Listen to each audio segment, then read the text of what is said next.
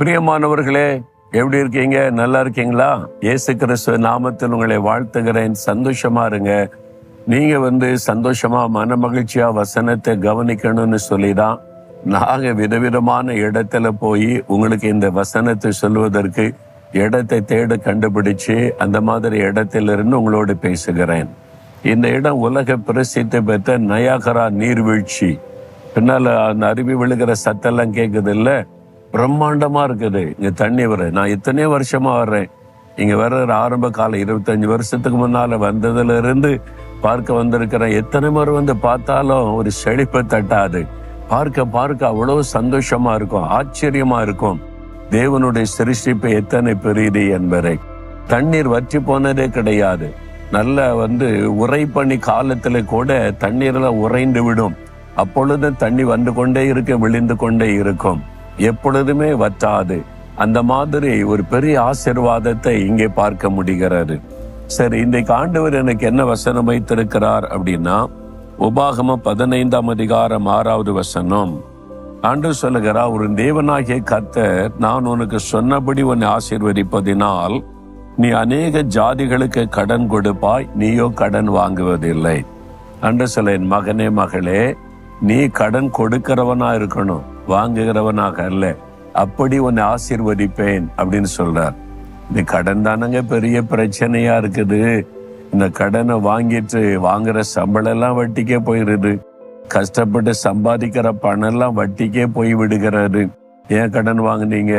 பிள்ளைகளை படிக்க வைக்க, திருமணம் செய்து கொடுக்க, பிசினஸ் காரியமாக, திடீர்னு ஏற்பட்ட ஒரு விபத்தினால உண்டான ஆஸ்பத்திரி செலவு, இந்த மாதிரி பல காரியங்கள் நம்முடைய வாழ்க்கையில வந்துருது. அதனால கடன்.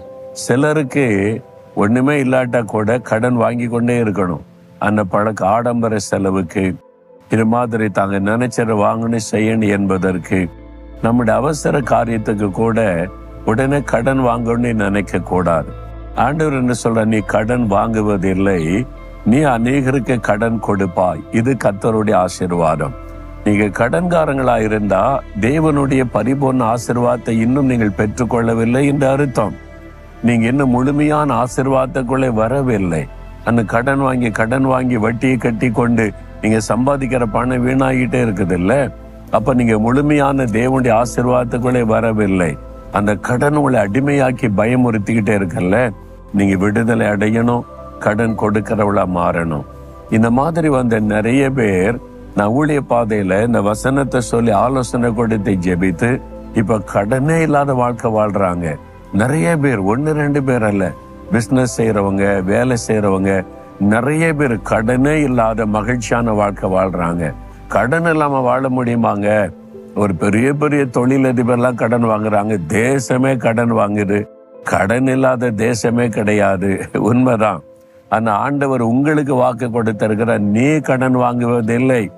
அதுதான் ஆண்டவர் கொடுத்த வாக்குத்தத்தை. நீங்க மற்றவங்களை பார்க்காதங்க. கடன் இல்லாம வாழ முடியுமா? முடியும். அது தேவனுடைய ஆசீர்வாதம். அப்படி உங்களை ஆசீர்வதிப்பேன்னு ஆண்டவர் சொல்றார். அதுக்கு என்ன பண்ணணும்னா, முதல்ல இந்த தேவனுடைய வாக்குத்தத்தை உங்களுக்குரியதுன்னு விசுவாசிக்கணும். நான் கடன் இல்லாம மகிழ்ச்சியாய் வாழ கர்த்தர் விரும்புகிறார், அந்த ஆசீர்வாதத்தை தர விரும்புகிறார் என்பதை விசுவாசிங்க. 2வது, கடன் வாங்குற பழக்கத்தை நீங்க நிறுத்தணும். நீங்க எடுத்த உடனே கடன் தேவை வந்துட்டா ஆண்டவரை தேடுதல, கடன் கொடுக்கிற ஆளை தேடுவது, இது ஒரு பாவமான ஒரு செயல். உங்களுக்கு தேவை ஒரு அர்ஜென்டான தேவையா இருக்கலாம். முதல்ல முழங்கால் படியிடுங்க. ஆண்டவரே, இப்படி ஒரு தேவை நான் என்ன பண்றது? எனக்கு உதவி செய்யும். ஆண்டவரே, நீங்க தான் எனக்கு எல்லாமே, நீர் தான் என்னுடைய தகப்பன், நீர் தான் எனக்கு எல்லாமே, எனக்கு உதவி செய்யன்னு முதல்ல கர்த்தரை தேட பழகுங்க. ஆண்டவர் அற்புதமா தேவைகளை சந்திப்பார். அதனால ஒரு நெருக்கம் வந்தா கூட கடன் வாங்கணும்னு கடன் கொடுக்கிறவங்களை தேடாதுங்க, கர்த்தரை தேடுங்க. கடன் வாங்க மாட்டேன்னு உறுதியாயிருங்க. ஆண்டவர் ஆசீர்வதிப்பார், நடத்துவார் என்று. கடன் வாங்கலைன்னா சில ஆசீர்வாதம் தாமதமாய் வரும், அவ்வளவுதான். நீங்க அவசரப்பட கடன் வாங்கி வாங்கி வாங்கி வட்டிக்கே உங்களுடைய சம்பாத்தியம் எல்லாம் போனா அது ஆசீர்வாதம் அல்ல. சில பொருளை பெற்றுக்கொள்வதற்கு கொஞ்சம் தாமதித்து பெற்றுக்கொள்வீங்க, அவ்வளவுதான். நீங்க கடன் வாங்கி உடனே பெற்றுக்கொள்ளணும்னு நினைக்காதங்க. அதற்கு உங்களை அர்ப்பணித்து விசுவாசத்தோட, ஆண்டவரே கடன் இல்லாத ஒரு வாழ்க்கையை எனக்கு தாங்க, இந்த கடன் பிரச்சனைங்கிற இக்கட்டிலிருந்து விடுதலை கொடுங்க, என்னை ஒப்பு கொடுக்கிறேன்னு சொல்லுங்க. உங்களுக்கு விடுதலை.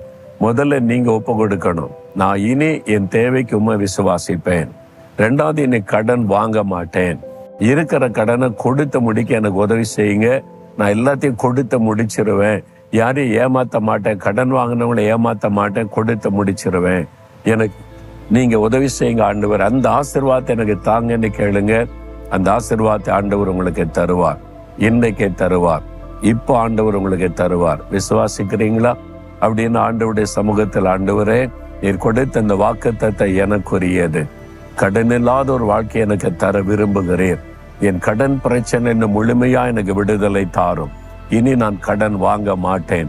கடன் கொடுக்கிறவனாக என்னை ஆசீர்வதியும். யார் யார் இந்த விசுவாசத்தை ஜெபிக்கிறாங்களோ, இந்த மகனுக்கு மகளுக்கு இந்நிக்கட்டிலிருந்து விடுதலையாக்கி ஆசீர்வதித்து கடன் கொடுக்கிறவர்களாய் மாற்றும். இயேசுவின் நாமத்தில் ஆமேன், ஆமேன்.